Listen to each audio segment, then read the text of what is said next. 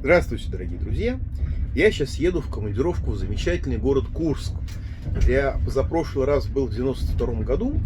И так удачно поучаствовал в приватизации спиртзаводов, что Борис Николаевич Ельцин по итогам моей командировки издал специальный указ о полном и безоговорочном запрете на приватизацию этих объектов. А сказать я вам хочу совершенно другую вещь.